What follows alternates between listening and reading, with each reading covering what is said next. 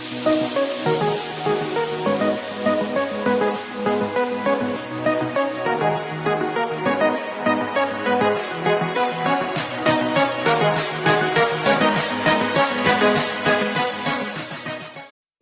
Morning everyone, welcome back to the online study of Max drawing.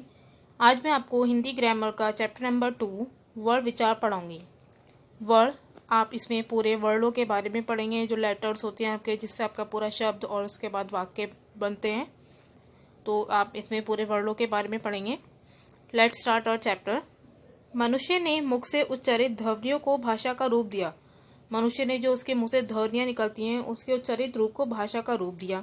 ध्वनियों को लिखना, ध्वनियों का लिखित रूप वर्ण कहलाया। जो ध्वनियों का हमारा लिखित रूप है वो वर्ण कहलाया। लिपि वर्णों को लिखने का ढंग होता है। जो लिपि होती है वर्णों के लिखने का ढंग होता है, जिसमें प्रत्येक वर्ण के लिए निश्चित चिन्ह होता है। जिसमें हर एक वर्ण के लिए एक निश्चित चिन्ह होता है, जैसे अ, आ, क, ख आदि। ये भाषा की सबसे छोटी इकाई होती है। इनके और खंड नहीं किए जा सकते, मतलब इनको और पार्ट में तोड़ा नहीं जा सकता।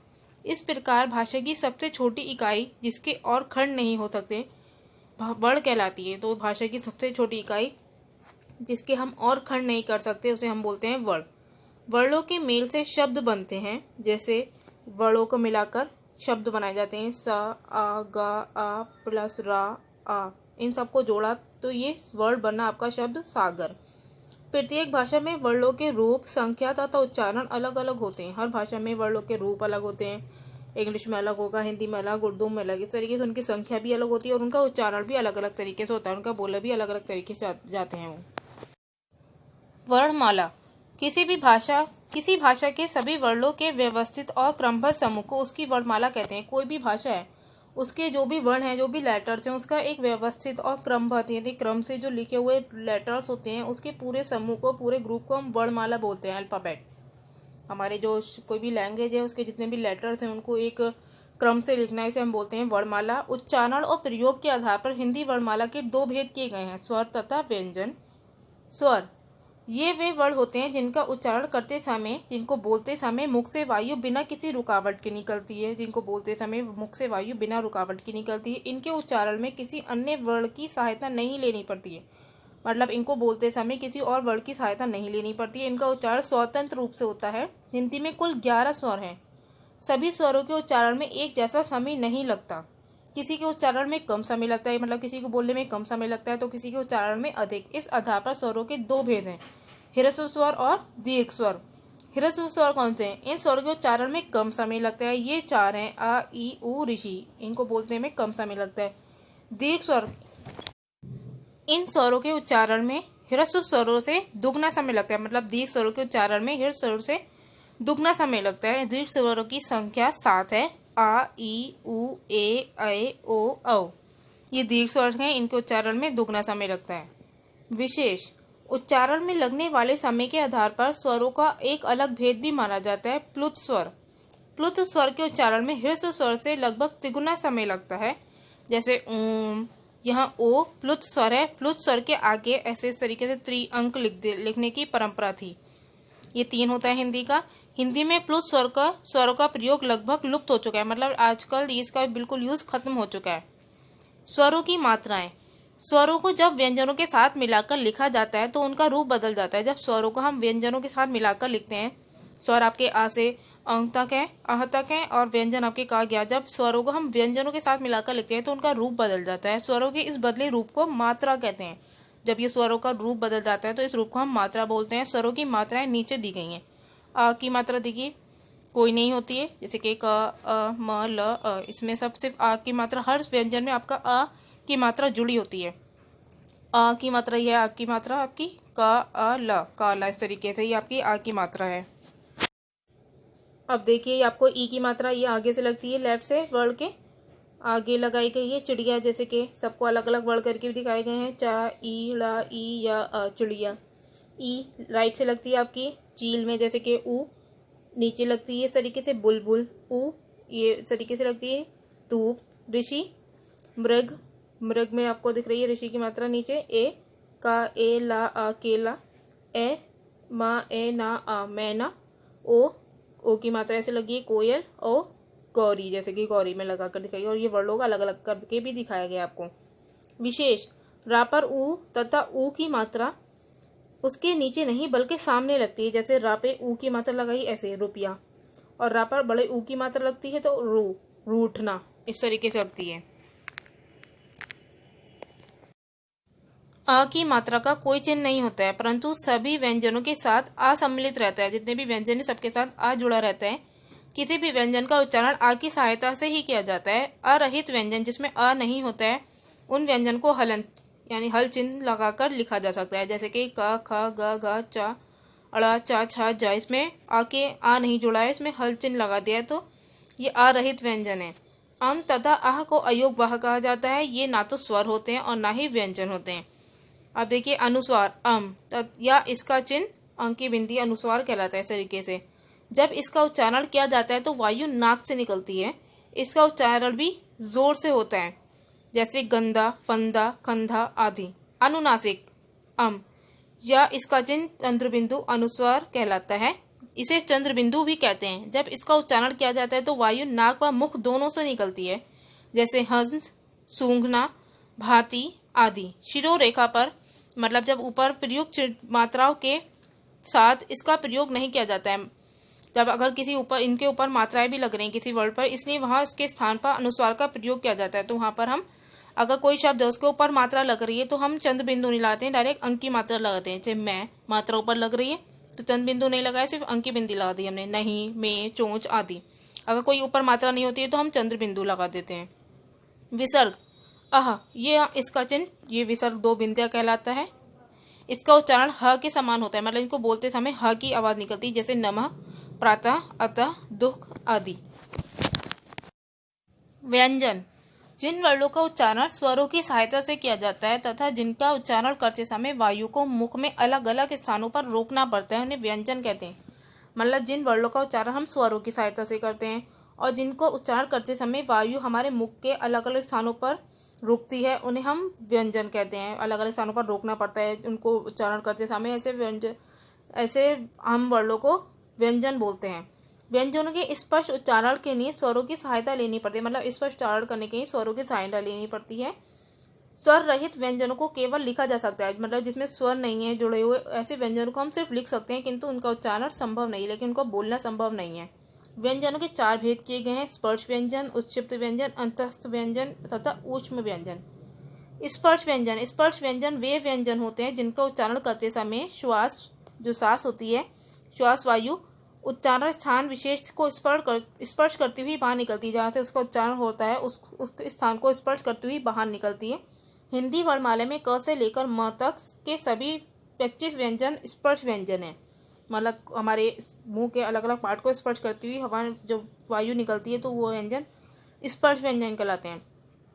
उत्क्षिप्त व्यंजन जिन व्यंजनों का उच्चारण करने में वायु जीभ से टकराकर वापस आती है और फिर बाहर निकलती है, उन्हें उत्क्षिप्त व्यंजन कहते हैं। इनका उच्चारण स्थान मूर्धा है, मतलब जो हमारे जो तालु होता है ऊपर का पार्ट वो है, इसका उच्चारण स्थान अड़ा और अड़ा उत्क्षिप्त व्यंजन कहलाते हैं। मतलब इसमें हमारी टंग जो होती है, जीभ अंदर को मुड़कर वापस सामने की तरफ आती है, ये उत्क्षिप्त व्यंजन कहलाते हैं।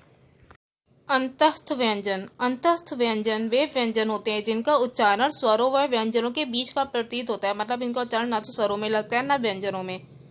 अंतस्थ व्यंजन केवल 4 हैं। इनका उच्चारण करते समय ये ना तो स्वर के अंतर्गत आते हैं और ना ही व्यंजनों के अंतर्गत आते हैं, अपितु इन दोनों के मध्य में स्थित होते हैं, इन दोनों के बीच में स्थित होते हैं, इसलिए इन्हें अंतस्थ, अंत मीन बीच में, मध्य में, अस्थ मतलब स्थित होना, व्यंजन कहलाते हैं। य, र, ल, व अंतस्थ व्यंजन है। ऊष्म व्यंजन वे व्यंजन होते हैं जिनका उच्चारण करते समय रगड़ खाकर मुख से ऊष्मा निकलती है, मतलब मुख से जब ऊष्मा जो निकलती है, जो हमारे वायु निकलती है वो रगड़ खाकर निकलती है और इसलिए वो गर्म हो जाती है। ये सभी 4 हैं, शा, शा, सा, हा। ऊष्म व्यंजनों को संघर्षी व्यंजन भी कहते हैं।